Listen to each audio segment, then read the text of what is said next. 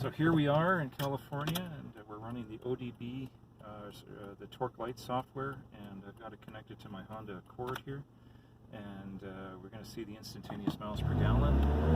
You can see when we go uphill, we don't have very good miles per gallon. So we're going up a nice steep hill here in Southern California, Glendora. To the end of it here. Can we do a U-turn here? Yeah, around that house. Just this structure here. This is where all the rich people live. They got no trespassing signs out. Better get out of here with my old Honda. Now, I'm going downhill. I've got the clutch in, and I'm now getting 69 miles per gallon. 80, 82, 96. Now, if I let the clutch in, I mean, I can brake. I'm in second gear here. I'm still getting 50 miles per gallon. If you want to get really good gas mileage, you just press your clutch in and you can get, really high. I find it a little safer just to leave it in a gear here, so I'm running it, here at 69. But I've actually seen going downhill that I was actually getting over. It was saying it was 255 miles per gallon. Now this is calculated, it's not actually, we're not 100%, so you need to verify your mileage when you gas up. You have to use your trip meter, how many miles did you go during your trip, and how many gallons did you use during the trip, and you can verify. But it's not bad, it gives you an idea. So even if it's out, I mean, the idea that the principle is you're going to get higher gas mileage when you're going downhill, and less gas mileage when you're going uphill, which is kind of obvious. And one of my questions that I had for the longest time was, well, is it better to use, when I'm going on a slight uphill, is it better to use fourth gear, or should I be in fifth gear in overdrive? And giving this, and I was always, when I saw a little slight uphill, I'd always go into fourth gear. I've noticed running this, if it's just a slight uphill, it really doesn't make a whole lot of difference. I can still keep it in fifth gear when I go uphill, but as soon as I start to feel, and I started noticing the miles per gallon, if I noticed I was doing 23 miles per gallon or less, I would then drop it back into fourth gear, and it would still be a lower gas mileage, but the engine wasn't working as hard. So you don't want to burn your engine out too much. This is just a little 2.2 liter, so there's not a whole lot there. And if I put the clutch in, you're just going to see it's going to go up even higher. I'm over 122 miles per gallon now. So yeah, it's kind of fun. The other things that this will do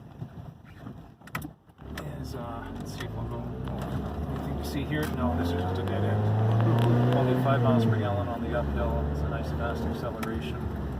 And we'll take a U-turn again. Choke. Just not wipe anybody out. But the other things you can see, I can see the revs of the engine. I can see how much load the engine is doing. It has a lot of neat little dials in here that we can see. This is a nice, it has a whole bunch of things, shows a whole bunch of things all at the same time. And this is the one I use when I boot it to make sure everything's connected. Here's my miles per gallon again. This is what I've talked about before, and my theory is that coming from a cold climate, the gas mileage is always worse in the wintertime than it is in the summertime. And I've had this idea, could we preheat the air intake and maybe the gas with the coolant, make it warmer, and would we have better gas mileage? And I've looked at doing this on this car, but it's really tight in this engine compartment, and I really couldn't figure out a way for myself to do it. Now maybe it's possible to do it, but I think it's probably needs some more engineering expertise. So this was one of the reasons. This is wonderful instrumentation. You can actually see what the temperature is going on there, and so yeah, maybe it's something car manufacturers should look into. The other thing, this is how high are we off the ground? This is 237 meters above sea level, and I could notice this when I was going through some of the mountains. You could see I've seen it as high as 2,000 meters above sea level. And when you can see when you're going uphill and you're straining, you can see the numbers going up, and you can tell you're going up.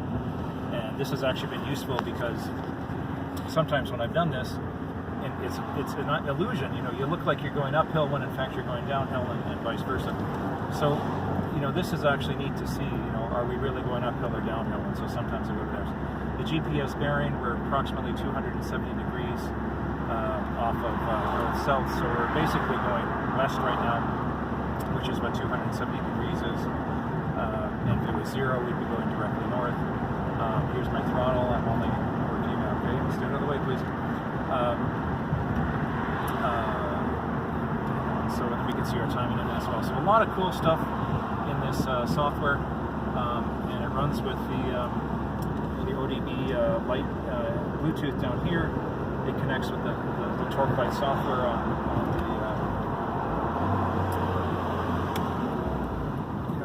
the cell phone, and this actually isn't connected to. This is just a little tablet. This doesn't have any voice or data connectivity, so just a little phone of mine, and I just use that for my GPS, and I can use this for this as well. And it's hours of fun. You can really get into your car doing this, and you can see what's going on, and you can think of different ideas, like how can we improve the gas mileage. And what's nice is that you can actually monitor it and see how your driving is actually affecting the mileage, even if you don't modify the car. And can we get a gas mileage, things like this. So lots of fun. So I wanted to give the previous demo I did was I was just sitting there because I didn't have anyone to hold the camera for me, but today I have. So now we can have a little bit more of a live demo. So yeah, so that's the Torque Lite software with the ODB, and I hope it's useful.